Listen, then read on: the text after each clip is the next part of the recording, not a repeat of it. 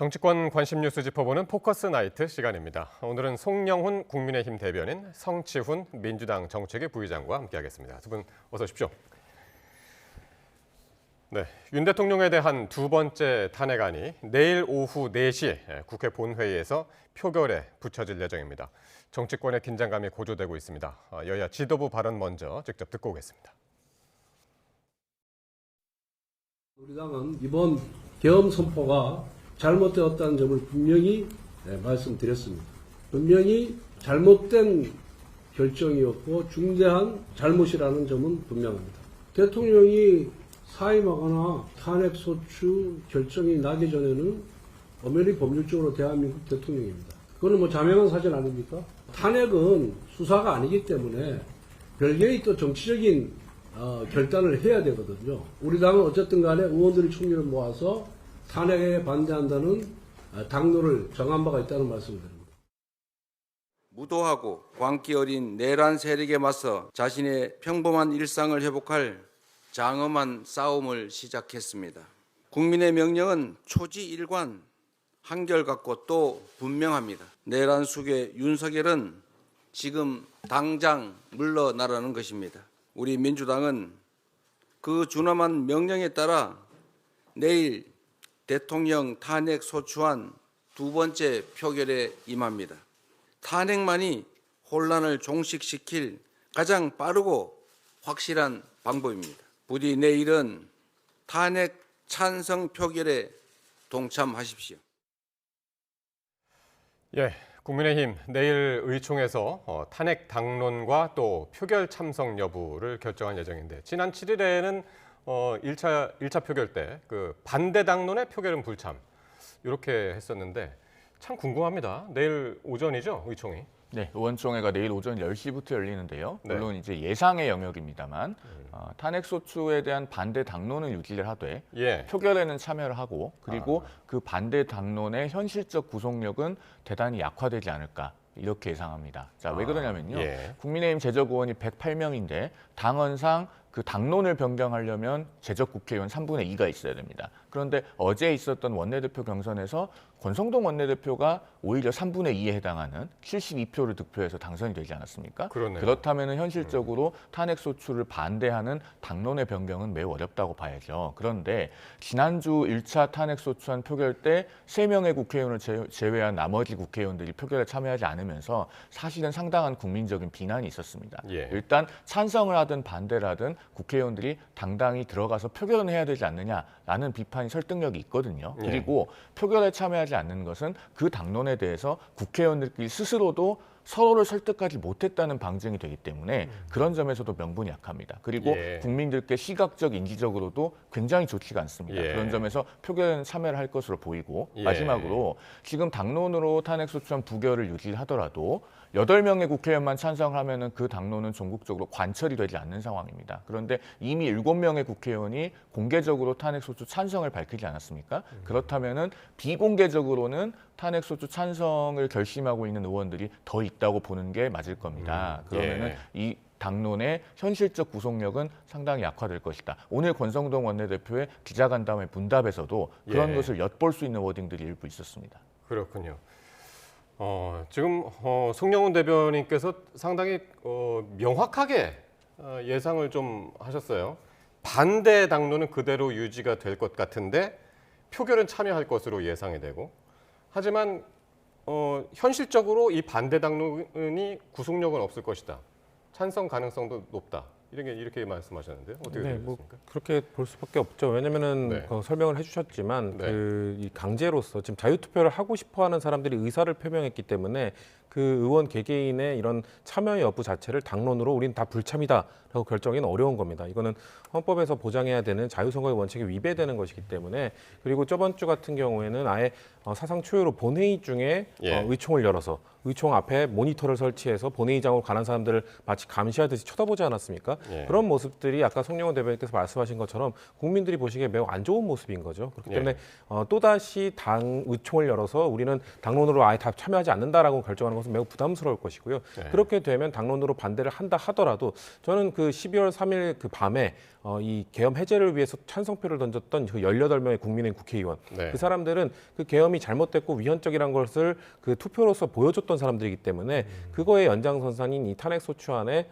찬성표가 아닌 반대표를 던지긴 쉽지 않을 겁니다. 예. 그리고 지금 의원들이 지금 7명의 공개적 찬성표 이외에 난 그 찬성이든 반대든 일단 투표에는 참여를 하겠다라고 예. 말한 의원도 거의 20명이 넘는 것으로 알려져 있기 때문에 그런 상황 속에서 섣불리 권성동 원내대표나 이런 의총에서 우리는 불참한다고 했다가 20명 이상의 이탈표가 나오면은 신임 원내대표의 이런 것 그 지도력 역시 의심을 받을 수밖에 없는 상황이기 때문에 예. 저는 사실 지난주에 자유투표를 했으면 또 가능성이 있었을 거로 봅니다. 근데 그걸 막았기 때문에 뭐 안 된 것이고요. 아, 예. 그리고 지난주 한동훈 대표가 그 아침에 있었던 예. 윤석열 대통령의 담화를 보고 예. 질서 있는 퇴진을 잠시 믿었을 뿐이지 이번에는 그렇게 순진하게 넘어가진 않을 것이다 봅니다. 알겠습니다. 자, 지금 금방 속보가 들어왔는데요. 비상계엄 사태에 동조한 혐의를 받는 조지호 경찰청장과 김봉식 서울경찰청장이 구속됐다는 소식입니다. 서울중앙지방법원은 내란 중요 임무 종사 혐의를 받는 조 청장과 김 청장에 대한 구속영장을 발부했고요. 이들은 지난 3일 계엄 선포 당일에 경찰 인력을 동원해서 국회의원들의 국회 출입을 통제하는 등 내란에 관여한 혐의를 받고 있습니다. 네, 좀 더 구체적인 소식이 들어오는 대로 또 전해드리도록 하겠습니다. 예, 오늘 출연자들과 함께 내일 탄핵안 앞서서 국민의힘 의총 어떻게 될 것인가 예측을 하고 있었는데요. 아까 이제 뭐 구체적으로 이제 예상을 하셨습니다만은 지금 전반적으로 당 안의 분위기는 어떤가요? 이 탄핵에 대해서. 제가 전망하기로는 예. 지금 7명의 국회의원이 공개적으로 찬성을 밝혔는데 네. 공개를 하지 않았을 뿐이지 네. 탄핵소추안 표결에 들어가면은 무기명 투표 아닙니까? 찬성표를 던질 의원들은 더 있다고 봅니다. 다만 그것을 공개적으로 언명하지 않을 뿐이죠. 그건 예. 왜 그러냐면 지금 이제 매직 넘버가 1 아닙니까? 7분이 공개적으로 찬성을 예. 잘 밝혔기 때문에 예. 그 8번째 국회의원이 되는 사람은 본인이 실제로 탄핵소추안 가결에 영향을 미친 것 이상으로 훨씬 더 많은 비난을 받게 됩니다. 예. 마치 그 사람의 선택 때문에 이 탄핵소추안이 가결되는 것처럼 비난이 한 사람에게 집중되기 때문에 그런 의사결정을 공개하기가 쉽지 않습니다. 아마 끝까지 그 8번째 국회의원이 예. 자신의 의사를 공개하는 일은 나오기가 어려울 겁니다. 예. 그게 지금 그 국민의힘 그 지지층의 오늘 여론조사 갤럽 결과를 보면요. 그 국민의힘 지지층에서는 66%가 아직도 탄핵을 반대합니다. 국민의힘 지지층에서 네, 저는 66%가 탄핵을 반대한다. 예, 그렇습니다. 찬성은 27%밖에 안 되고 그러면은 예. 현재 그런 그 당 지지층의 정서를 감안했을 때 아하. 그 8번째 국회의원이 된다는 것은 본인 스스로 십자포화를 감당해야 되는 일이거든요. 예. 그래서 어떤 그 헌법이나 의회주의에 관한 분명한 철학을 가지고 찬성표를 던지더라도 그것을 이제 무기명으로 표결에 들어가서 하는 것이지 아마 8번째 의원으로 공개를 하기는 쉽지 않을 것이다. 그렇군요. 그런 상황을 말씀드립니다. 그러니까 어제까지만 하더라도 하루에 한두 명 정도씩 공개적으로 찬성 의사를 밝혔었는데 바로 직전인 오늘 안 나온 것은 바로 그런 이유 때문이다. 상당한 그 8번째에 대한 부담이 있었을 것이다. 라는 그런 예상인데요.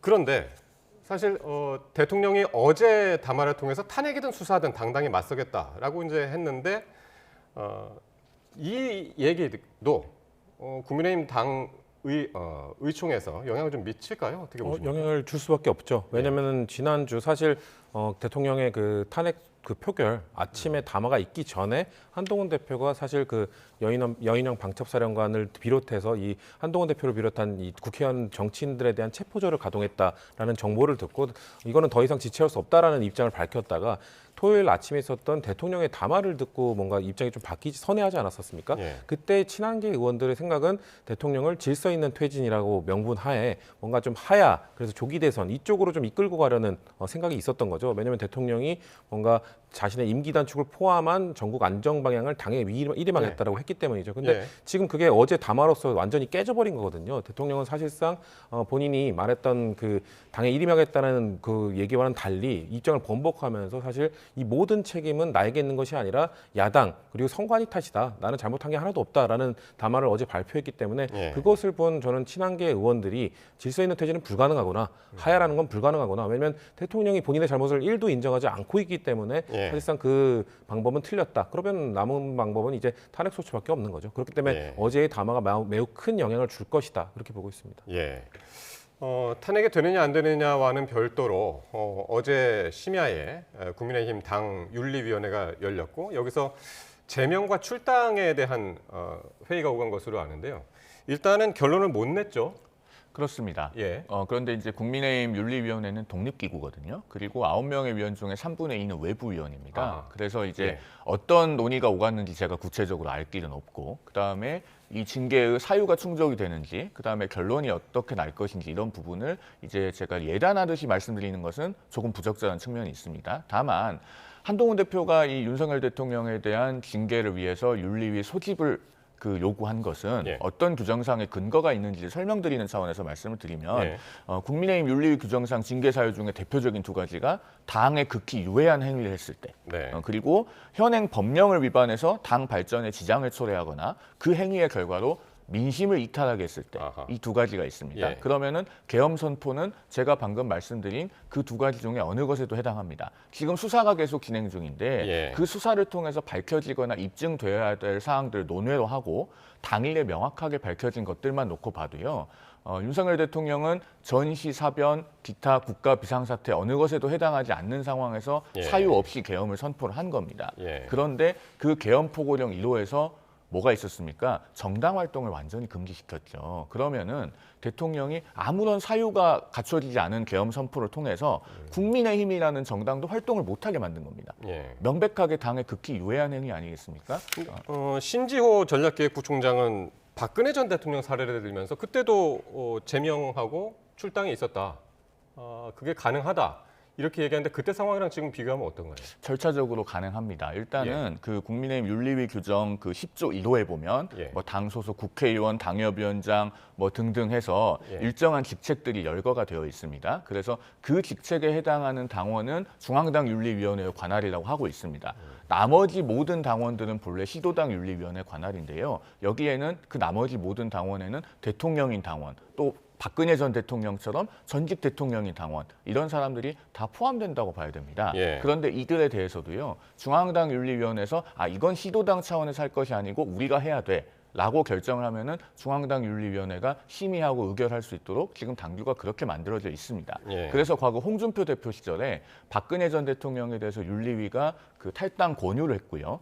탈당 권고 징계가 내려지면은 10일 이내에 탈당을 해야 되는데 하지 않으면은 제명 처분을 즉시 할 수 있게 되어 있습니다. 그리고 당규상 그 제명 처분을 집행하는 것은 당 대표의 권한으로 되어 있거든요. 그래서 과거에도 홍준표 전 대표가 박근혜 전 대통령에 대한 제명 처분을 단행한 사례가 있습니다. 다만 그때와 좀 시기적으로 다르다면은 그때는 이제 탄핵 결정이 나온 이후에 이제 탈당과 출당 결정이 내려졌고 지금은 이제 그 전이라는 게 조금 이제 다른 그렇습니다. 그런 상황이 되고 그런데 지금 훨씬 더 사안이 엄중하기 때문에 사실 국민의힘은 지금 이 지점에 주목해야 됩니다. 어떻게 하면은 그 징계를 하지 않을까를 고민하기보다 어떻게 하면은 윤석열 대통령과 분리할 것인가를 고민해야 됩니다. 그렇지 않으면은 국민들께서 조금이라도 이런 그 계엄 선포를 한 대통령을 두둔하거나 비호하는 것처럼 보이면은 계속 당이 장기간에 걸쳐서 어려움을 겪을 수밖에 없다. 이런 거시적인 고민이 필요한 시점입니다.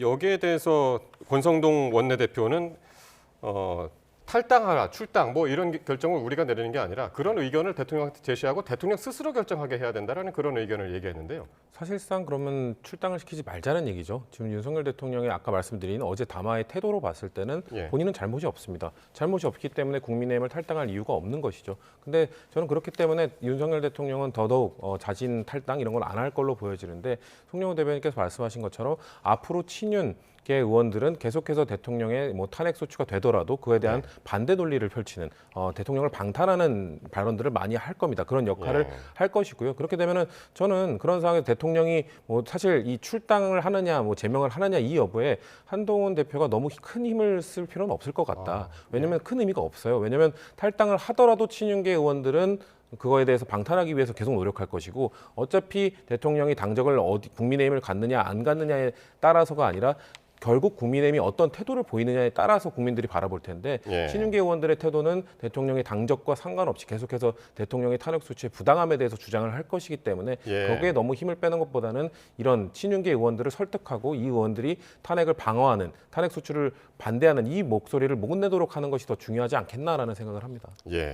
자, 그러면은 한번 그 초점을 한동훈 대표한테 한번 맞춰보겠습니다. 지금 같은 상황이면 가결되든 부결되든 상당히 이제 후폭풍이 거셀 듯한데 어느 경우가 더 타격이 있을까요? 가결될 경우 그리고 부결될 경우 한동훈 대표의 입장에서는 어떨까요? 부결이 현실적으로 일단 가능성이 매우 낮아 보여요. 그래서 일단 가결되는 상황을 가정해서 저희가 논의를 하는 게 더 효율적일 것 같긴 한데요.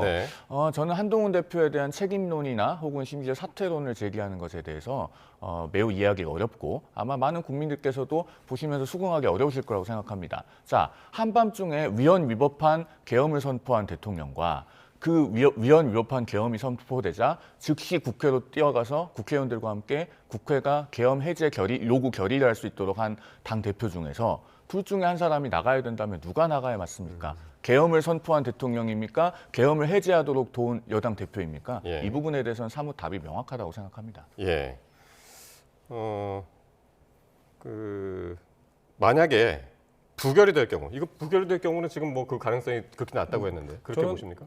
아니요, 저도 가결될 거로 보는데요. 가결될 가능성이 높다고 보는데 부결이 될 경우에는 국민의힘과 한동훈 대표가 같이 몰락할 수밖에 없을 것이고요.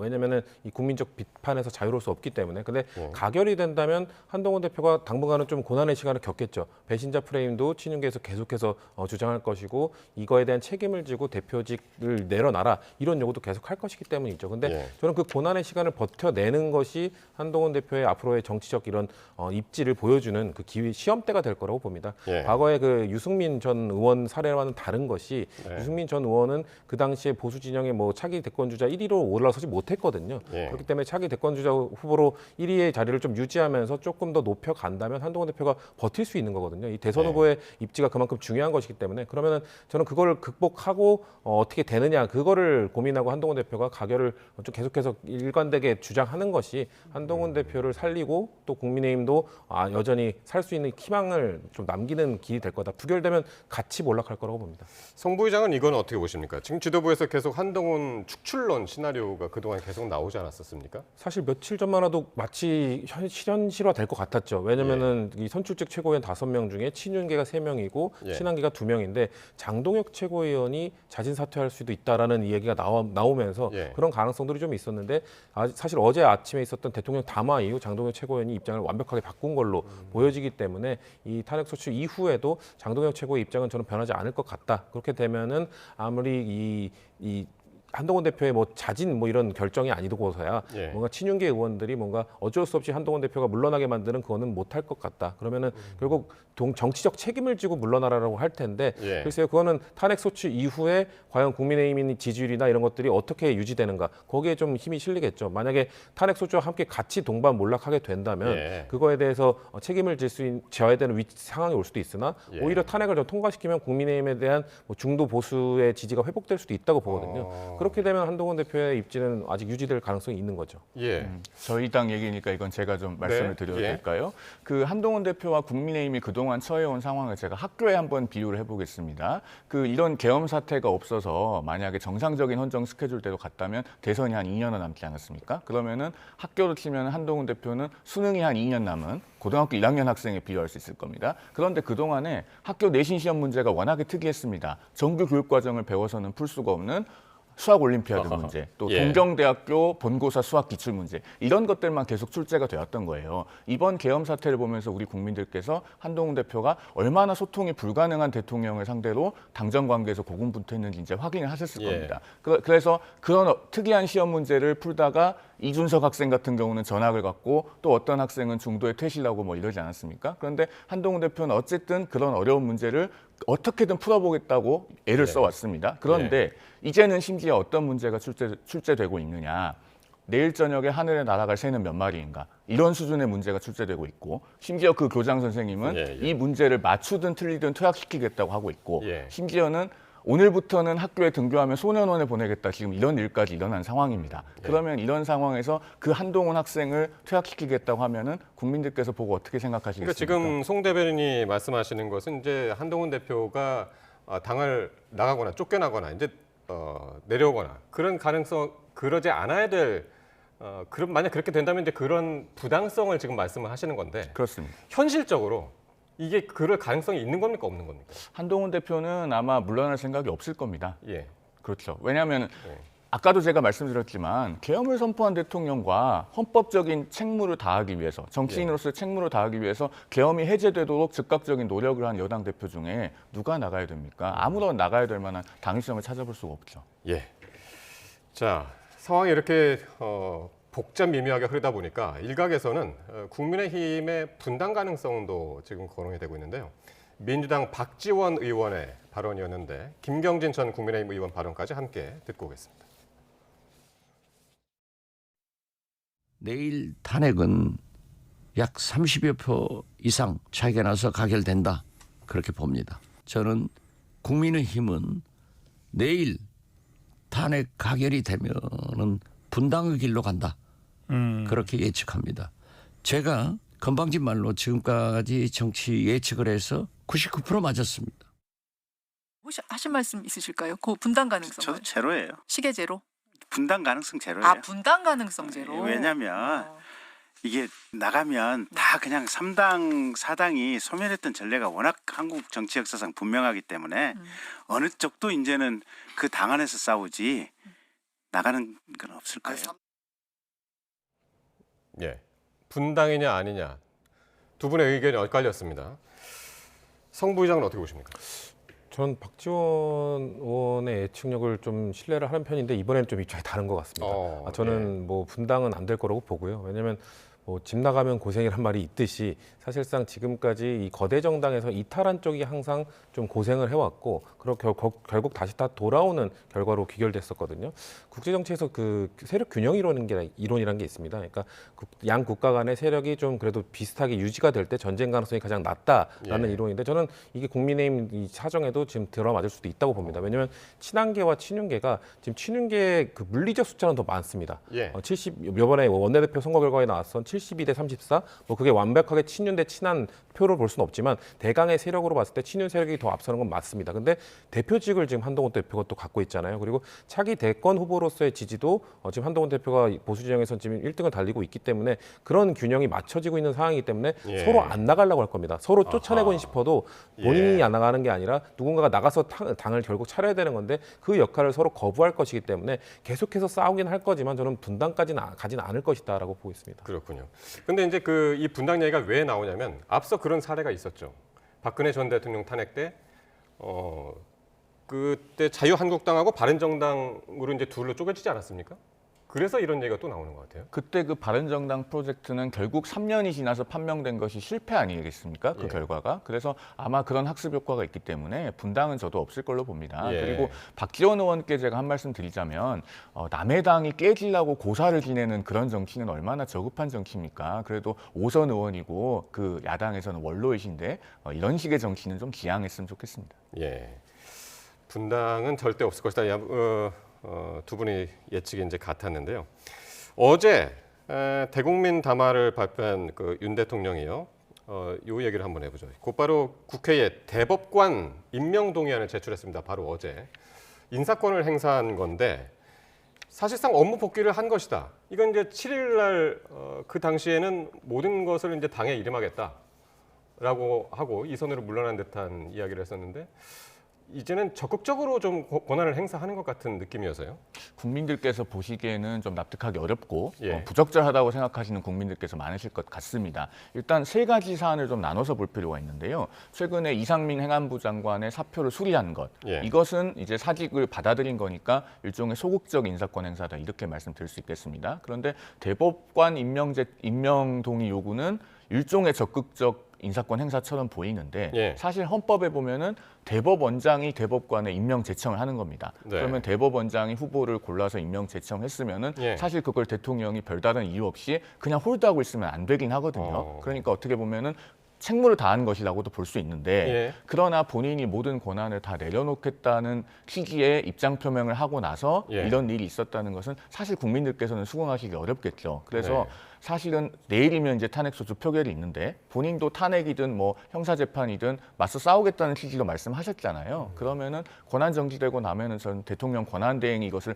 국회에 보냈어도 괜찮지 않았겠는가라는 생각도 개인적으로는 해보고요. 마지막 하나는 정말 비판을 받아야 될 인사권 행사 시도가 있는데 예. 바로 국방장관을 새로 임명하려고 했던 것입니다. 예. 그 사우디아라비아 대사를 임명했다가 본인이 고사하니까 지금 지명했다가 본인이 네. 고사하니까 한기호 의원을 지명하려고 했다는 그런 얘기가 언론에 보도됐잖아요. 네. 지금 국방장관은 계엄을 시도했던 그 대통령이 직접 후임자를 지명하실 일이 아니죠. 이거야말로 정말 지양되어야 하는 권한 행사였고 아마 이런 재반 사정에 어제 대국민 담화까지 더해져서 예. 아마 내일 국회의원들의 의사결정에 영향을 미치지 않을까 하는 생각이 그 듭니다. 국방장관 임명과 지명과 관련해서는 권성동 의원도 이거 지금 빠르게 해야 된다. 국방에 어떤 공백이 생기면 안 된다라고 이제 계속 주장하고 있고 또 지금 윤석열 대통령은 엄연히 법률적으로 대한민국 대통령이다 하면서 이런 권한 행사에 대해서 적극적으로 지지하는 그런 입장이란 말이에요. 안보에 공백이 생기지 말아야 되는 것은 분명하죠. 예. 그래서 공석을 채워야 되는 것은 맞는데 예. 문제는 위법적인 계엄 선포를 했던 그 대통령이 더군다나 계엄을 선포할 때 그 건의할 수 있는 주무장관이 국방장관하고 행안장관 아닙니까? 예. 그 국방장관 후임자를 다시 지명한다? 국민들께서 납득하실 수 없죠. 그러니까 그 자리를 공석을 채우더라도 다른 방법으로 했어야 됩니다. 예를 들면 국회로부터 추천을 받는다든가 여야 합의로 추천을 받는다든가 네. 그런 과정을 거쳤다면 모르겠지만 대통령이 그냥 지명하는 것은 많은 국민들께서 아마 납득하지 못하실 겁니다. 성 부의장 어떻게 보십니까? 저도 동의하는 바이고요. 그 사실 이 대법관 임명 동의안 제출한 것보다도 충격적이었던 거는 국방부 장관을 물색했다는 그 사실이 사실 충격적이었던 거죠. 왜냐하면 지금 대통령이 권성동 원내대표의 말대로 대통령 지금 유지하고 있죠. 현재 대통령 맞습니다만 사실상 지난주에 탄핵 소추가 됐어야 된다라고 주장하고 민주당의 입장에서는 지금 연장 국민의힘의 반대로 지금 대통령직을 직무정지 됐어야 되는 대통령이 권한 행사를 지금 불법적으로 하고 있는 것뿐이지 이거는 지금 권한 행사를 하면 안 되는 위치다. 그래 특히나 지금 내란죄 의혹 관련해서 김용현 전 국방부 장관과 사실상 둘이 아주 극소수의 인원이 이것을 꾸미고 이것을 진행한 것으로 지금 알려지고 있지 않습니까? 예. 그런 상황에서 또 다른 국방부 장관을 대통령이 임명한다, 대통령이 물색한다. 국민들이 느끼기에는 지금 직무정지되지 않은 대통령이 또다시 제2의 비상계엄, 제3의 비상계엄 이런 것을 꿈꾸는 것이 아닌가? 이런 공포감, 이런 두려움 속에서 살 수밖에 없는 것이거든요. 그렇기 때문에 이런 것들을 시도했다는 것 자체가 매우 국민들에게 충격적으로 다가올 것이고 저는 그래서 이런 임명 시도를 했다는 것 자체 때문에 또 내일 더 많은 국민들이 거리로 뛰쳐나오지 않을까라는 생각도 해봅니다. 네. 자, 그리고 대통령 담화를 둘러싼 논란이 계속되고 있는데 특히요, 이 부정선거를 에둘러서 이제 언급한 게 파장이 큰데 특히 이제 극우 유튜버들 발언이랑 너무 비슷하다 이런 의견이 있어. 한번 저희가 표를 보고 한번 비교를 해보면은 대통령이 담화에서 비밀 선관위 비밀번호도 아주 단순해서 1, 2, 3, 4, 5 같은 식이었다. 근데 지난 9월에 유튜브 방송에서는 선관위 시스템 비밀번호가 1, 2, 3, 4, 5번이었다고 한다. 상당히 비슷하고요. 다음 장 한번 보시면요. 윤 대통령이 담화에서 대한민국의 자유민주주의와 헌정질서를 지키려 했다라는 언급과요. 지난달 16일에 있었던 이재명의 민주당은 자유민주주의 체제를 뒤엎어버리겠다는 것이다. 또 한 장이 있죠. 예. 윤 대통령이 이번 비상계엄은 통치행위였다. 사법심사의 대상이 되지 않는다라고 얘기했고 바로 지난 9일 이 사안에 대해서 통치행위, 사법부가 옳고 그름을 판단할 수 없는 행위다라고 이야기해서 극우 유튜버들 발언이랑 너무 유사한 것 아니냐. 이 부분에 대해서도 한번 두 분 이야기 듣고 싶습니다. 제가 평소에 유튜브를 많이 보지 않아서요. 실제로 얼마나 비슷한지는 판단할 길이 없습니다만 네. 일단 그 선거 관련해서 좀 말씀드리면 이걸 각각 나눠서 봐야 됩니다. 첫째로 선관위가 그동안에 전산을 허술하게 관리했고 선거 관리에 있어서 부실이 있었던 건 분명합니다. 그 1, 2, 3, 4, 5라고 하는 비밀번호는 감사에서 실제로 적발이 됐던 사안이고 그리고 과거에 이제 소쿠리 투표로 유명한 그 사전 투표 부실 관리는 실제 존재했던 것 아니겠습니까? 그런데 그것과 전반적인 선거 부정 의혹이 있다고 하는 것은 구분해야 됩니다. 그리고 설령 제가 알지 못한 어떤 근거나 단서가 있어서 대통령이 그걸 진상규명을 해야겠다고 생각했다고 하더라도 그러면은 적법한 수단을 동원해야죠. 예를 들면은 적법하게 수사기관이 단서와 근거를 가지고 영장을 청구해서 압수수색 영장을 받아서 뭔가를 확인한다든가 예. 또는 감사원을 통해서 어떤 추가적인 감사를 한다든가 네. 혹은 대통령이 뭔가 특별법을 발의해서 뭔가 아젠다를 제안을 하거나 그런 여러 가지 합법적인 수단이 있습니다. 예. 그런데 어떤 선거 부정에 대해서 대통령 개인이 의심을 가지고 있다고 해서 그것이 계엄 선포를 정당화할 수는 없잖아요. 저는 어제 담화문에서 이런 부분이 언급되는 것을 보고 사실 매우 이해하기가 어려웠습니다. 아마 네. 평균적인 우리 국민들께서는 역시 수긍하기 어려우실 거라고 생각합니다. 예. 송 부회장님. 사실 대통령께서 이 구구 유튜브를 즐겨본다는 이야기는 이미 초부터 있었죠. 그리고 이 구구 유튜버들과 직접적인 소통도 한다는 얘기도 알려져 있었기 때문에 예. 근데 이런 것들이 정말 사실일까라는 의구심들을 갖고 있었는데 이번에 이 부정선거와 관련된 이야기를 하는 것을 보고 사실 지금 현재 대한민국에서 여전히 부정선거 의혹을 받고 부정선거가 있었다라고 믿고 있는 쪽은 구구 유튜버밖에 없거든요. 그러니까 그런 논리를 갖고 이번 비상계엄까지 이어졌다. 이거에 대해서 과연 믿을 수 있는 사람이 누구 있겠는가? 그러면은 자, 지금 선관위의 뭐 시스템 말씀하신 것처럼 좀 허술했던 적도 있었죠. 허술한 점도 있죠. 그건 지적받아야 되고 그건 바꿔야 되는 부분입니다. 근데 또 북한의 해킹으로부터 자유롭지 못하다? 그러면 대통령의 말씀대로라면 북한이 이런 허술한 선관위의 이 데이터를 해킹해서 2022년 대선 결과를 조작해서 윤석열 대통령을 당선시킨 겁니까? 그러니까 지금 본인들이 말하고 있는 이 허술한 시스템 안에서 예. 2022년 대선도 있었고 그리고 그때 지방선거도 있지 않았습니까? 윤석열 대통령 당선되고 지방선거에서는 국민의힘이 크게 승리했습니다. 그런 선거 결과는 어떻게 설명할 거죠? 그렇기 때문에 앞뒤가 맞지 않는 이야기들을 국민들이 지금 현혹될 수 있는 이야기들, 구구 유튜버들끼리나 하고 있는 이야기를 대통령께서 저렇게 본인의 입으로 또 옮기고 있다는 것은 저는 대통령이 본인의 지지 세력으로 생각하고 있는 것은 이 극우 강성 지지층밖에 없는 것 아닌가. 그 네. 강성 지지층만 똘똘 뭉쳐서 한 15% 20%의 지지만 보내주면 나는 임기를 유지할 수 있고 나는 버틸 수 있다. 그렇기 때문에 그들의 말을 믿고 그들의 말을 계속해서 전달하면서 나를 끝까지 믿고 지지해달라는 이런 메시지를 전달하고 있는 걸로 보여지기 때문에 예. 대통령께서는 뭐 대통령이 당선되셨을 때 나를 뽑아준 사람뿐만 아니라 온 국민의 대통령이 되겠다고 하셨잖아요. 그러면은 근데 지금 오히려 자신을 뽑아준 그 국민들뿐만 아니라 거기서 더 좁혀서 극우 유튜버들 강성 지지층을 위한 대통령으로서만 행세를 하고 계시니까 좀 더 지금 아예 방향을 바꿔서 온 국민을 위한 대통령이 되셔야 되는데 예, 제가 봤을 때는 알겠습니다. 이렇게 해달라는 말씀이 아니라 탄핵 소추 때문에 그 역할을 못하게 되실 거란 말씀 드리고 싶습니다. 예. 오늘 윤 대통령 지지율이 나왔습니다. 갤럽 여론조사에서 역대 최저치인 11%를 기록을 했고요. 이 수치가 지난주 일주일 전과 비교해서 5%포인트가 빠졌고 부정평가가 확실히 늘었습니다. 75에서 85, 10%포인트가 늘었는데 이 흐름 어떻게 보시나요? 이제 윤석열 대통령에 대한 직무수행 평가는 더 이상 의미가 없죠. 국민의힘에서도 그 탄핵 소추가 아닌 어떤 다른 대안으로서 질서 있는 조기 퇴진을 이루기 위해서 예. 뭐 2월 퇴진, 4월 대선, 3월 퇴진, 5월 대선 이런 로드맵을 준비할 정도 아니겠습니까? 그러니까 어쨌든 임기를 본래 정해진 대로 다 마칠 수 없다는 것은 국민의힘 내에서도 이제 컨센서스가 있는 겁니다. 예. 그런 상황에서 직무수행 평가는 이제 의미가 없을 것으로 예. 생각이 되고요. 예. 그리고 이제 저 긍정평가한 11% 중에서 그 11% 내에서입니다.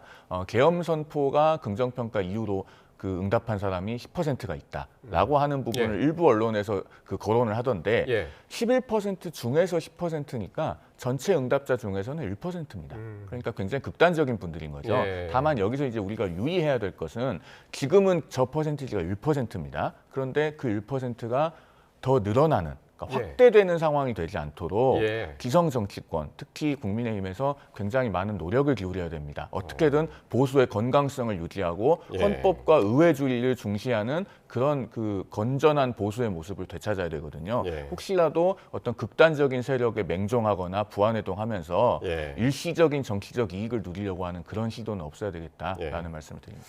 정말 이제는 뭐 지지율이 의미 없다는 말씀에 정말 비애가 느껴지는데요. 어쩌면 지금 오늘 나온 이 긍정 11%가 저는 윤석열 정부에 대한 한국갤럽 마지막 국정 지지율이 될 수도 있다라고 생각합니다. 왜냐하면 탄핵 소추가 되면 국정 지지율 조사를 하지 않겠죠. 그렇기 때문에 의미가 없는 것이고, 사실 우리가 이 매주 이 금요일 이 시간에 이 갤럽의 이 지지율을 다루지 않았습니까? 예. 사실 화수에 많은 조사가 이루어지고요. 목요일 날은 보통 이렇게 그 조사가 좀 응답이 적었던 세대, 응답이 적었던 뭐 지역 이쪽에 대한 조사만 좀 이루어지거든요. 예. 그렇기 때문에 어제 오전에 있었던 대통령의 담화가 어떻게 보면 좀 반영이 덜 된 겁니다. 그렇기 때문에 저는 그 이후에 만약에 그게 섞여 있었다면은 이 한 자릿수로 더 떨어졌을 수도 있다고 보는데, 예. 이 11%를 유지했던 거는 그나마 그 담화 있기 전에 뭔가 한동훈 대표가 그 이전에 추진했던 질서 있는 퇴진, 그러면서 뭔가 보수 진영한테 좀 더 시간을 달라고 했던 메시지가 그나마 먹혔기 때문에 11%를 그나마 유지한 것이지, 예. 목요일 이후의 여론은 더 악화됐을 것이다. 그리고 이번 주에 탄핵 소추가 이루어지게 된다면은 이게 11%가 아마 마지막 국정 지지율이 될 수도 있다는 말씀드립니다. 그럴 수도 있겠네요. 예, 알겠습니다. 수사 상황 잠깐 점검을 해보겠는데요. 이 비상계엄 당시에 이 정치인 체포 지시 여부를 둘러싼 논란이 아주 뜨거운데, 당시 그 명단에 현직 판사도 포함됐다는 주장이 나왔는데, 그게 오늘 지금 조금 전에 이제 구속이 됐다는 소식 들어왔었는데, 조지호 경찰청장 측에서 나온 이야기입니다. 김동현 판사인가요? 이거 어떤 이야기죠? 그러니까 조지호 경찰청장이 지금 본인의 변호인에게 밝혔다는 것 아닙니까? 그 윤석열 대통령으로부터 체포 대상 명단을 들을 때 한 10여 명 있었는데, 그 중에서는 이재명 대표에 대해서 최근 위증교사 사건 1심 무죄 판결 선고했고, 대장동 백현동 사건에 지금도 재판장을 맡고 있는 서울중앙지방법원 김동현 부장판사가 포함되어 있었다. 김동현이라는 이름을 들었는데 본인이 생소해서 누군지 물어보니 예. 위증교사 사건 재판장이라고 하더라. 네. 라는 내용입니다. 그런데 너무 충격적이어서 사실 믿기가 어려운데요. 이거 정말 사실인지 여부를 정확하게 꼭 가려서, 예. 만약에 사실이라고 하면 정말 엄중하게 처벌해야 됩니다. 이게 예. 사실이면요, 대통령은 그냥 볼 것도 없이 헌법에 적인 거예요. 그리고 과거에 법률가였던 분이라고는 도저히 믿을 수가 없는 겁니다. 어떤 이유로도 이것은 변명도 할 수 없고 뭐 어떠한 구실도 붙일 수 없는 것입니다. 정확하게 사실관계를 가려야 된다고 생각하고, 오늘 대법원에서 입장을 냈던데 그 입장조차도 사실은 대단히 완곡한 표현이 아닐까 싶을 정도로 이것은 정말 충격적이고 사실이라면 잘못된 사건입니다. 사실 이번에 윤 대통령이 비상계엄을 선포한다는 이유 중에서 하나가 거대 야당이 검사 탄핵을 무작위 거행하고 있는 것에 대해서 많이 거기에 대해서 추진했었죠. 굉장히 비판하면서 사법부 질서를 지금 어지럽히고 있다. 이게 하나의 이유였거든요. 그리고 종북 반국가 세력을 예. 처단하기 위해서 계엄을 했다고 하셨죠. 근데 이 명단이 심각한 이유가 일관성이 하나도 없어요. 예를 들면 뭐 정치인들 정치 활동을 포고령 제 첫 번째 항목으로 금지시켰으니까 정치인들을 구금해야 된다, 체포해야 된다. 그럼 뭐 야6당 대표라든지 아니면은 뭐 그 집권 그 제1야당의 지도부라든지, 근데 지금 다 섞여 있거든요. 거기에 지금 법조인까지 섞여 있고 김어준 씨까지 섞여 있고, 그러면 이 명단은 대체 뭐냐? 그냥 윤석열 대통령이 지금 집권 2년 반 동안 본인이 봤을 때 마음에 안 들었던 사람들의 명단인 거거든요. 예. 그렇게 되면은 이 윤석열 대통령은 본인이 마음에 안 들었던 사람들을 체포하기 위해서 비상계엄을 선포한 것이나 다름없는 겁니다. 매우 심각한 사태로 볼 수 있죠. 그렇기 때문에 이 명단이 단순히 뭐 여야 뭐 정치인들 뭐 뒤죽박죽 섞여 있는 이 정치인을 어떻게 체포하라고 하지, 여기서 충격적인 것뿐만 아니라 예. 이 기준, 윤석열 대통령의 개인적 그냥 호불호가 담겨 있는 기준이란 것이 대통령이 얼마나 이 대통령에게 주어진 권한을 본인의 이런 사적 그런 욕망을 채우기 위해서 사용했는지, 남용했는지가 밝혀진 것이기 때문에 이것이 예. 명백하게 좀 사실로 좀 더 드러난다면 전 대통령에 대한 처벌이 더 강화될 것이다라고 보고 있습니다. 예. 사실 이 얘기가 김동현 판사도 그 체포자 명단에 포함이 됐다라고 하는 게, 사실 원래는 이 경찰 조서에 있는 것처럼 처음에 보도가 됐다가 경찰이 부인을 했죠. 조서에 이런 내용 없다고. 그래서 이제 조금 전에 이제 송 대변인께서 이게 변호인한테 이야기한 거다라고 했는데, 경찰한테는 왜 이 얘기를 그럼 안 했을까요? 글쎄요, 저도 그 부분은 실제 조사 과정에서 문답이 어떻게 이루어졌는지를 확인을 못했기 때문에 예. 왜 그랬는지는 알기는 어렵습니다만은, 굳이 조지호 경찰청장이 저 부분을 꾸며내서 이야기해야 될 만한 동기도 찾아보기 어려워요. 그렇기 때문에 예. 지금 어쨌든 명확한 사실관계를 규명은 해야 되겠습니다만은, 그래서 아직 단정하진 않습니다만은, 예. 그렇다고 저것을 일부러 거짓말했을까, 본인의 변호인에게 예. 그런 의문이 또 여전히 들죠. 그렇기 때문에 마냥 배척하기도 어려운 이야기라는 생각이 듭니다. 예. 이제 수사의 정점은 결국에는 윤 대통령을 향하고 있는 것은 분명해 보이는데 경찰이 용산 대통령실에 대해서는 이미 강제 수사를 한번 시도를 했었죠. 그렇죠. 다시 시도할 가능성과 또 이제 관저에 대한 압수수색 이것도 지금 이제 바라보고 있는 것 같은데 어떻게 보시나요? 좀 빠르게 해야죠. 지금 사실 네. 그 대한민국 경찰의 수장이 네. 전 경찰청장이 이 중요 임무 종사 혐의로 지금 이제 구속이 됐습니다. 그리고 많은 장성들, 많은 사령관들 역시 그 체포되고 이런 상황에 있습니다. 그 대한민국의 경찰의 수장 그리고 장성들 움직일 수 있는 사람은 누굽니까? 사실 대통령밖에 없잖아요. 그러니까 대통령이 이 모든 사태에 책임을 져야 되는 것이고 그렇기 때문에 그들에 대한 구속영장에 내란의 우두머리로 대통령이 이렇게 피의자 윤석열로 써 있는 것인데요. 네. 근데 지금 아까 말씀하신 것처럼 압수수색을 지금 대통령 경호처가 막았죠. 근데 이번 주 내일 있을 이 탄핵 소추가 이루어지고 나고 직무정지가 되게 된다면 경호처의 이런 대통령을 보호하기 위한 이런 움직임들이 약화될 거라고 봅니다. 그러면 전 다음 주에 오늘 내일 탄핵 소추가 이루어지면 다음 주 중에 압수수색, 뭐 또 관저에 대한 압수수색, 예. 또는 대통령의 뭐 긴급 체포까지도 충분히 다음 주에 다 이루어질 수 있다고 보고 있습니다. 탄핵에 어느 정도 이제 영향을 받을 것이다. 그렇죠. 수사 네. 역시 알겠습니다. 여기까지 듣도록 하겠습니다. 지금까지 송영훈 국민의힘 대변인 그리고 성지훈 민주당 정책위 부의장이었습니다. 고맙습니다.